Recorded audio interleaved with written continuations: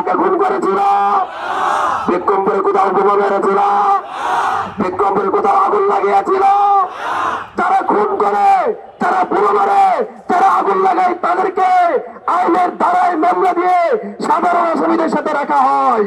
আর বিক্রমপুরে কোনো অপরাধ না করা সত্ত্বেও ডিটেনশনে এমন ভাবে রাখা হয়েছে, তার সাথে কেউ সাক্ষাৎ করতে পারে না, তার সাথে পরিবারের লোকেরা সাক্ষাৎ করতে পারে না, সে পরিবারের সাথে যোগাযোগ করতে পারে না, সে মামলার জন্য যোগাযোগ করতে পারে না, তাকে সব ধরনের নাগরিক সুবিধা থেকে বঞ্চিত রাখা হয়েছে, তাকে সকল মৌলিক অধিকার থেকে বঞ্চিত রাখা হয়েছে। আমরা বলবো সরকার নিঃসন্দেহে জুলুম করেছে। আমরা জালেমকে হটিয়ে সরকারকে আমরা বসিয়েছি। সরকার সেই স্বৈরাচারের মতো আমার তারাও জালেমে পরিণত হয়েছে।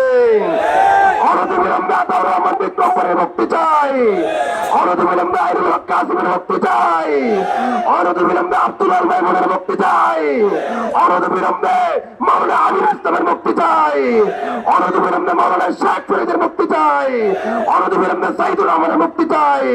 আরো যত নিরীহ মাজলুম আছে সকল মাজলুমদেরকে মুক্তি দিয়ে ইনসাফের বাংলাদেশ বিনির্মাণ করতে হবে।